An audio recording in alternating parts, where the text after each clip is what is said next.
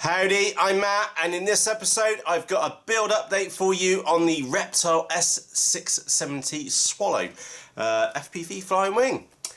Now, I need to tell you, it's not good news, I'm afraid, and I'm making this video because I will need to bring you up to date with the progress which we've been making here. So let me clear some of the stuff out of the way at the desk. Now, what was the process? Well, what's happened here in short is that I did set this wing up with a 30 amp ESC. I also had a 2205 2600 kV motor to go on the back of this wing as well. And to be frankly honest, this is the third time I've made this video, so I'm just leaving all screw-ups in this time around. But yeah, my point is very simple. We have, and you will have, a really big issue hitting CG on this model. Now, it's something which I picked up in the unboxing. If you haven't seen the unboxing yet, in the top right hand corner there's a link to the unboxing. Later on in the unboxing I've kind of realised that we might have an issue around CG with this wing, and I hate for this video to be one of those I kind of told you so, I was going to be right on this, and reality is, unfortunately, I am right on this one. We do have an issue with CG. Now, according to the manual down here, it says CG 145mm from the nose. So if we turn this one over, is the 145mm from the nose. And again, you probably can see this nice and clearly, well, not very clearly on the camera, but there is a pin header just there, another pin head just there. 145mm is that far off the nose, and that's where our CG is point. So I'm just going to turn this around and then put that on here. So this is the model loaded up. Okay, now obviously minus, I've worked on this and I had to go back and rework it again because it's a little bit frustrating. I do have the video transmitter and the FPV camera to go into this model, but right now, okay, and the 1.3 3S battery pack is in here, but right now this model is grossly tail heavy. It's just ridiculous. My fingers are up underneath and it's grossly tail heavy, and that is after, okay, and I want to stress this is after taking off the original SC20, sorry, no, it was a Race Star 2205 2600 kV motor off the back, and also taking out a bigger one than this, a 30 amp ESC out of the top of the model as well, and I'm still having CG issues. In the previous incarnation I had to put 178 grams of lead in the nose just to get this blooming thing to balance. It was crazy.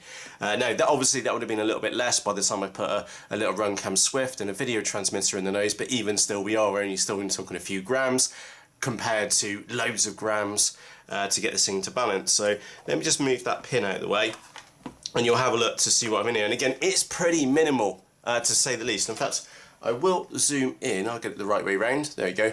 I'll zoom in so you can see what's going on. Is the a 1300 3S pack, okay, in the nose, as far forward as I could push it, which is up against the ribs underneath here. So the battery would be that way round, and that's as far as to the nose as I can get it. Obviously that would be less. Remember, with the other cover, that brings the battery back even more. If you were going to put a camera on the top, again, you put a camera on the top to gain a bit of extra weight to get the nose weight down. Now, obviously, do keep in the back of your mind, I don't know what I did with the other lid, to be honest. It's got filed here somewhere. My point is that if you did have the other lid and put the put like a run camera or Mobius on the top all the time, that would add some extra weight to the actual model itself. But you are going to run into exactly the same issue with this model, and that issue is very, very simply is that in Reptile's build process, or their goal for this model is that I believe their goal was to create a small, light, portable FPV flying wing, and what they've been and done is compromise this model beyond the point of it being a good model. And why do I feel this way? Is because basically they've created this model with the ability, if I turn this thing over, to detach the wings. So that means that you've got a spar back here, and you could obviously, if you'd set yours up to have detachable wings, and a spar on the front, you could detach the wing off and it would pack down to a smaller size. But the thing is, this wing is already a diddy little wing. It's 22, 23 inches, something like wide. It's 67 centimeters, which is tiny. And I feel that they've over-engineered it for no good reason at all, and they've been and missed the mark. Now, it pains me to say this because we haven't even flown this model yet, but that is the reality which we're in. The reality which we're in is that what they should have done is that all the time and effort and energy which they spent making these detachable wings and putting magnets in the front and stuff like that, what they should have done is put their time and effort into the Reptile S670 and made a detachable wing version of that using the technology which they put here. Not wasted it on such a small little diddy model, which is, I could chuck like 2 of these in my normal flight bag and I wouldn't even notice that they were in there. They're that small, they're tiny, they're like bonsai size, so they're tiny. And there's no need for these things to have detachable wings, and as such it has compromised the structure of this model. Now I need to make a point in here, and again I was just going to get the craft knife out and start digging holes in it just to show you, but I think you've kind of already twigged what's going on here. Is that if I move that stuff out of the way, the battery, you are limited to, and again you can't really see it here, but there is a block just here where my finger is, and you can see how tall it is because I've actually put the knife down the back of it just to pull one of these blocks out. And the thing is that the standard configuration, you do have this little in here is the spar which goes through the front of the wing. Again, the idea of this is that you can pull the wings off. I've glued mine on because it's such a small model. It's the size of a bonsai, you know. So why would you want to take the wings off? I just don't get it. Anyway, you have a spar going through here, so please do learn from my mistake. Do not put the front spar in, just put the rear spar in and glue the wings on, and that's all you need. This front spar is a pain in the ass, and the reason why it's a pain in the ass is because it limits how far you can get the battery forwards. Okay, it also limits on the size of the battery which you can fit in here. So the biggest battery which I can fit in this model is a 1300 3S pack, and even then it's still not enough weight to get this model to hit the center of gravity. So please don't buy my mistake. Don't put the main spar in here. I'm gonna have to get like a hacksaw blade out and cut that spar out because it's just completely pointless.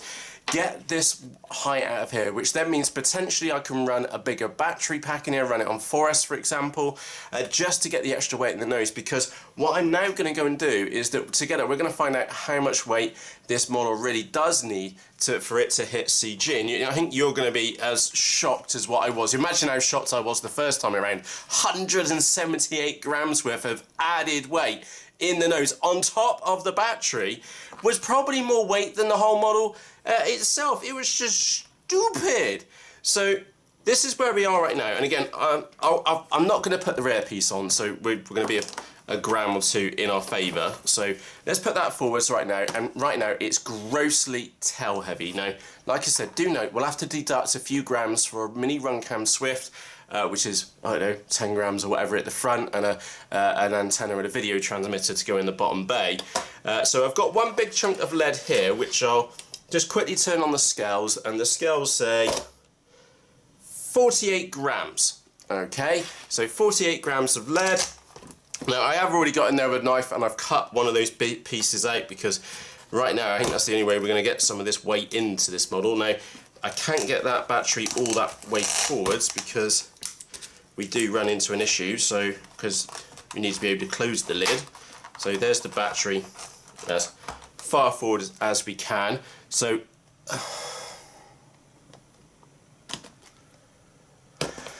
tail heavy.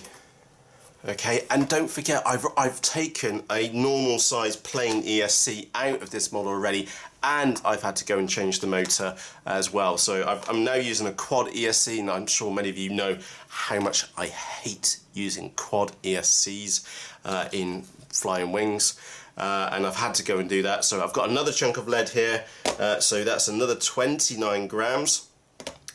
Is that actually working? Let's clear this out a second. This scale is being gay. Sorry, not working correctly. We'll just do that. another 44 grams of lead, and I'm just going to poke that up. I'm just going to stick it in there. You've seen what I've just tucked it in there. Again, get that battery as far forwards as I can, which is there. And okay, only now are we right on the CG marker. That was, and I'll get this out and measure this properly.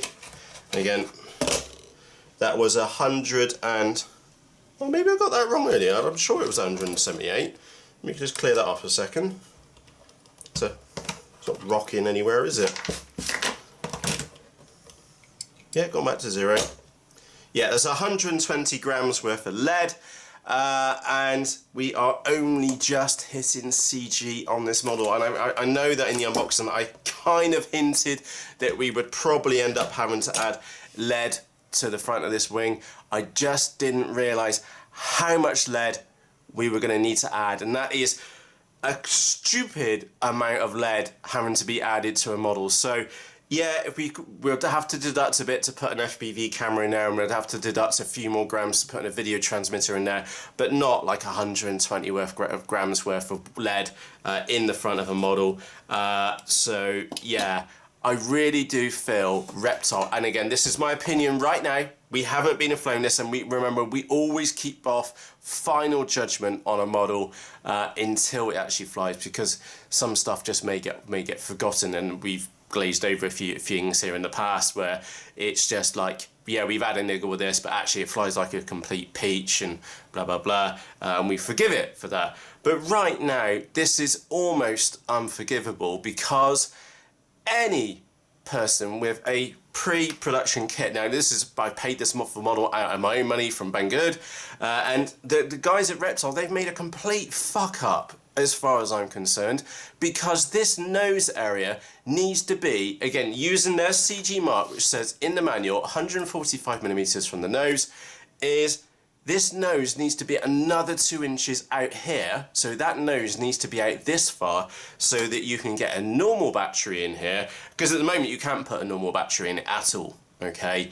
And you just can't get it in there, you can't get it down far enough, you can't get it forward enough because you've got a stupid spar in the way, and you've got other chunks of foam, which, like I said, I've already hidden it out, I've already got the knife in there and started to dig it out. So really frustrated right now, because it shouldn't be like this, and frankly I was expecting more from Reptile, because the S670 wing, corking model, flies a peach, yeah, has a bit of waggle, blah blah blah, but it's just so robust, and this is molded EPP, and my expectations were so high. I'm sure your expectations were so high as well, following on from the Reptile S670. I thought the little 670 was going to be a right little ripper, and yes, we may end up, it's going to fly a peach, etc, etc, but right now we are on a serious issue, is that we're going to have to add a stupid amount of lead. Look how much friggin' lead that is to be able to get this model to hit CG up underneath those wings. That is not right, that's not normal. Typically what we would normally do as PRC pilots, we would try and fit more battery in a model, because that means more flight time. So if you need to add weight, then that, yeah, adding more battery is always the no-brainer to hit CG. We can't do that in the standard configuration, because you just can't fit a bigger battery in there. You are severely limited. Now, of course, you could try and fit a 2200 3S in there, but then space is getting really tight on the back. Again, it's a little bit easier now because I've had to use a quad ESC, so potentially with a 2200 3S we might be able to mitigate that, but that's still not the point. The kind of standard size battery for a model like this is a 1300 3S, and you can't really run anything more than a 2200 3S in here, because you just don't have the height inside the wing. So yeah, right now, not looking good, if I'm brutally honest. And what I'm going to have to go and do, well, the hacks which I'm going to have to put in, I want to share these with you so that you don't have to do them for yours, or you can do them much easier than mine, is that with yours, do not put the front spar in, glue the wings on, okay, and then of course, before you put the wings on, cut out this funny little foam block here in the middle. I'll zoom in so you can see it, if I can get the zoom to go the right way. This little block here, cut this out. That does mean that you can get the battery down further. That means that you could put a bigger battery in here much more easily, and yes, that does mean that you won't easily be able to put a flight controller on this stupid little mezzanine back here, but then again, you won't have to add a shed load of bloody weight to the nose, well, as much weight to the nose, just to get this thing to balance. So that's the route which I'm going with mine, but mine's a little bit awkward. I'm going to cut out these the first little set of blocks, so I can get the battery down and forward as far as I can, and I may even come as far up as these magnets here for the front lid, because I need to get the weight forwards, and unfortunately with mine the spar is literally just below there.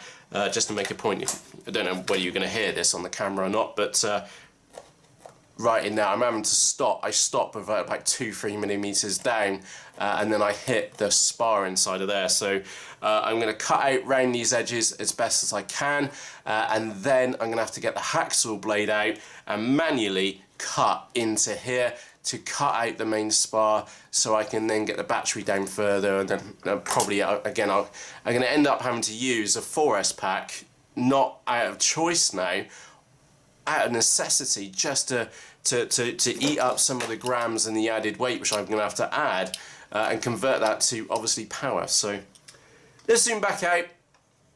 It's not a good story, unfortunately. I was kind of hoping, again, this is why I was working on this one earlier this afternoon, it's because I wanted a break from work, and I sat down and I thought, oh, I'll have this thing sorted out within 20 minutes. We'll have this, I've got a little FPV rig in here, and it would have been handy dandy, and we would have been away. And then I checked the CG, and it's just one of those things when you just slam and hit a brick wall. I was like, oh, why do you do this? Why would you make such a crucial fuck up? I just don't get it. So we've got to go and work around this right now. I'm just frankly disappointed. I'm disappointed because the wing does look the part. It's moulded EPP, it's going to be tough as old boots, and we've had such a good run on some again, I'm doing my best to watch my language. We've had such a good run on some absolutely fantastic models. The last one which you probably saw here, like going off and getting maiden, was the Sonic model F1.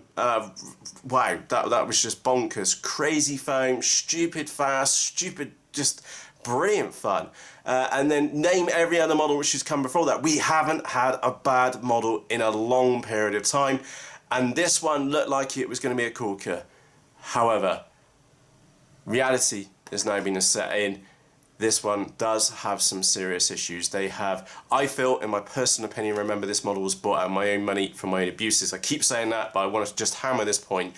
It was not a freebie for review, and frankly, right now, I'm a little bit annoyed, and also I'm a little bit disappointed for you, to be honest, because this wing could have been so much more, and I feel that Reptile have just completely compromised this model beyond belief, and they've compromised it because they've gone to set it up so that you can have wings that break off what is already a stupidly small model, completely unnecessary, just over-engineered by a nerd for no reason at all. In my honest opinion, I think they've just completely ruined the model by going that route, because you could have had a bigger battery bay compared to, say, the Eachine Blackwing. Maybe this one's prettier. Let's give it its due. It's a nice looking wing, definitely prettier looking than the Blackwing by Eachine.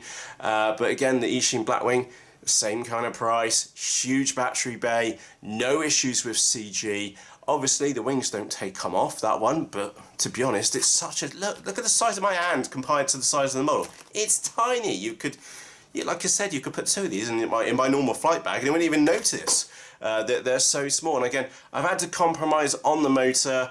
I've had to compromise on the ESC. I hate putting quad ESCs in here, so that's really pissed me off. I had to go down to an 1806 motor on the back to try and get some of the weight off the back of the model. I've even considered swapping these little control horns over, not the control horns, the little clevises over, so they put them on this side so the weight's nearer the front so it doesn't have so much of an effect. Just genuinely disappointed.